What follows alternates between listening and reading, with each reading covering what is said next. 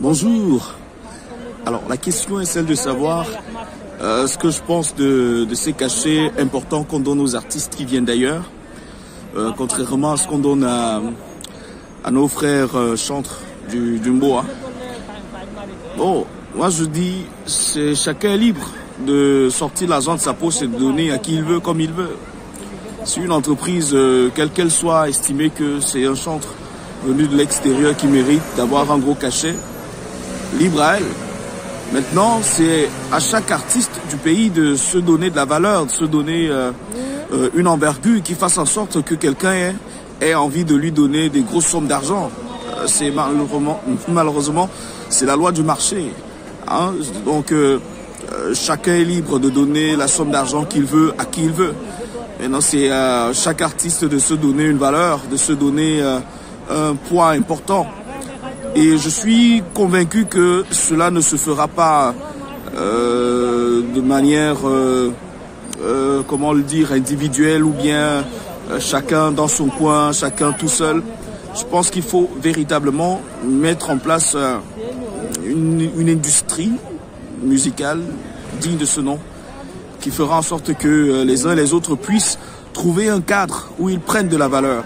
Parce que s'ils sont dans un cadre où ils sont accompagnés par des communicants professionnels, par des producteurs professionnels, par un environnement qui leur permette véritablement de se concentrer sur l'art et sur l'art seulement, je pense que ce sera meilleur, je pense que ce sera différent. Je pense qu'ils auront l'occasion de prendre davantage de valeur et prenant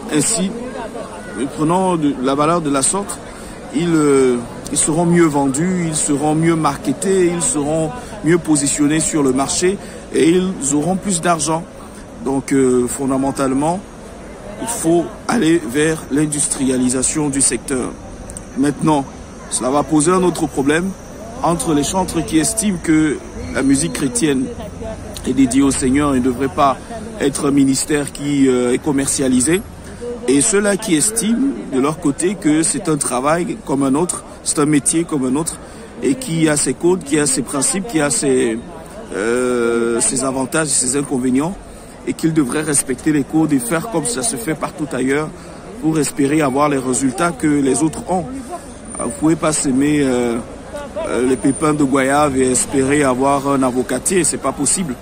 Donc il faut trouver le moyen d'avoir le noyau de l'avocat, de planter ce noyau d'avocat-là, de l'arroser et d'attendre, parce qu'il y a aussi ça. Il faut attendre le moment opportun, il faut attendre que l'arbre grandisse, que les fruits mûrissent pour commencer à espérer à une quelconque récolte. Disons peut-être que nous sommes dans cette vague de génération qui est en train de s'aimer ou alors qui est en train d'entretenir quelque chose qui grandit et que c'est pas encore le moment peut-être de récolter des fruits et que ça viendra. Donc continuons dans les initiatives, multiplions les discussions autour du sujet comme c'est le cas. Cela pourra davantage éduquer, enseigner ou alors éveiller d'autres consciences, c'est toujours important.